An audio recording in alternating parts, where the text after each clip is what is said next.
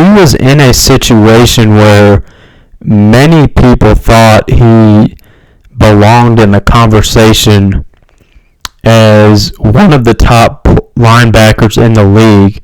But during his era, though, he played during the same era as Dick Butkus, Ray Nitschke, when the merger took place, and if you count the American Football League in general as well, you had Will Lanier of the Chiefs, who is also considered one of the great ones, and I'll even throw in Nick Buoniconti. So you think about all the players that were with him at the same time, at that same position, and that kind of lends, for me, I think that's what kind of lends itself to him being somewhat forgotten historically. This episode of the Bryant Roche Show, an exclusive interview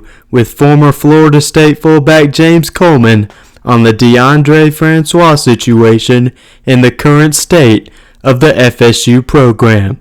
Alright folks, so this week at the Combine, we saw a number of potential game changers in the NFL. Today, I have on the phone with me right now someone who is already changing the game in the world of sports branding and marketing. On today's show, we have a special guest. We have a man who was in Oxford during the Confederate rally.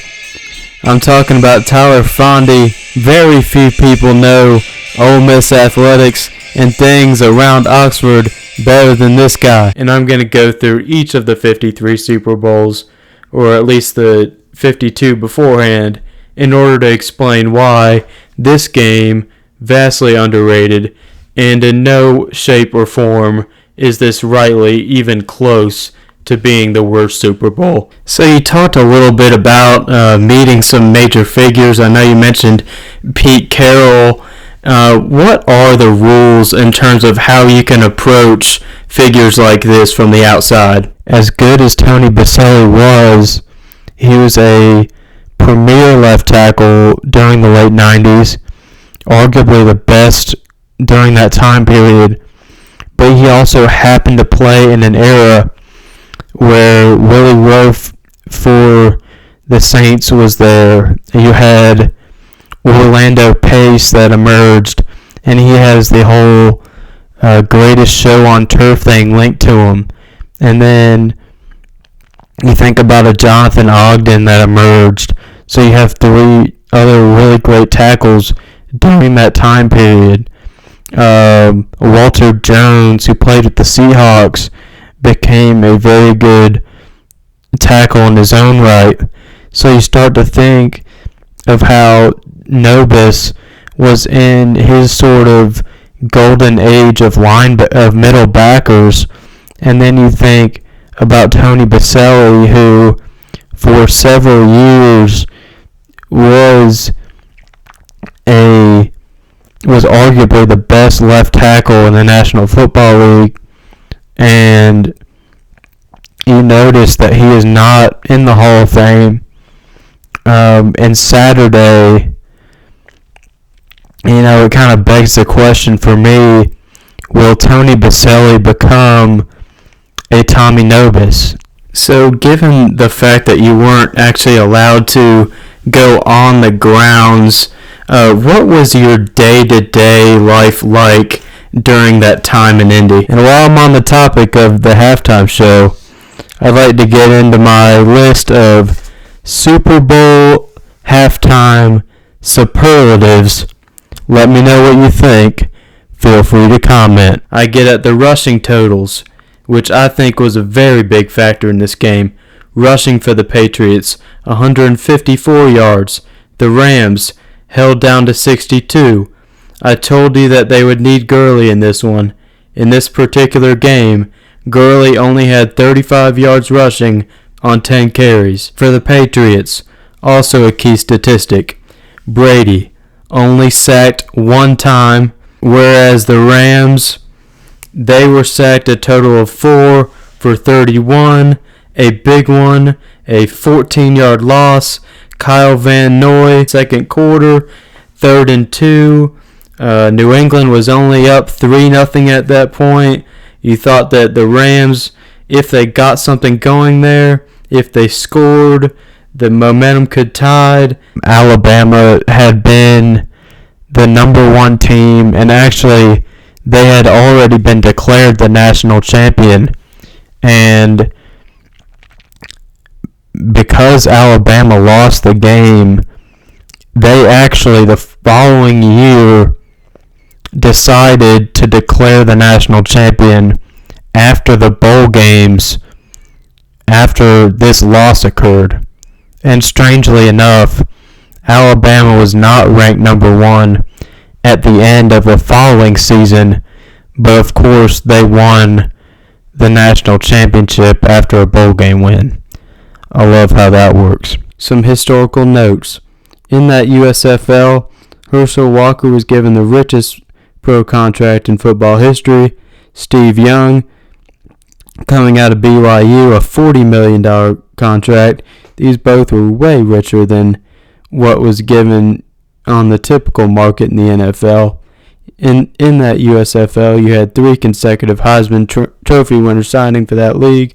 You had Walker, obviously, Mike Rozier out of Nebraska, and Doug Flutie, the Boston College quarterback. Not perception, but the public draw in the area is if you have some nice familiarity with the players, making the local communities that much more interested. To give you a historic example, I really think that this helped with the Cleveland Browns really early in their history. They had Paul Brown coach the team, who had massive success at the high school level and coaching at Ohio State.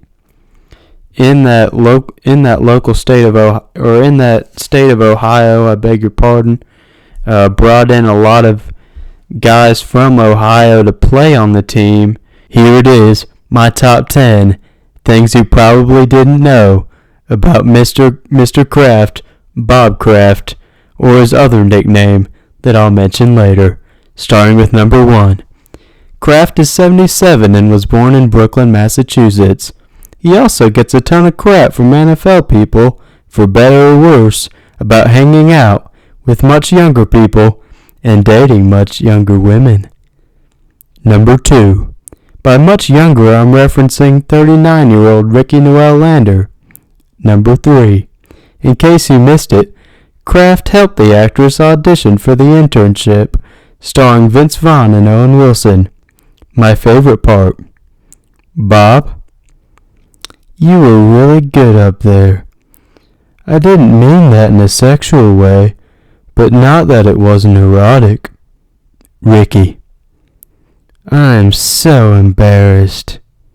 Bob, well, now we're even because dancing in front of you was one of the most embarrassing moments of my life. Number 4. He won a bidding war over President Donald Trump and current Rams owner Stan Kroenke in terms of buying the Patriots. He began buying Patriot season tickets in 1971, Section 217, and bought Provisor's deli beef sandwiches on the way to the stadium. My next one, number 5. Tom Brady calls him RKK.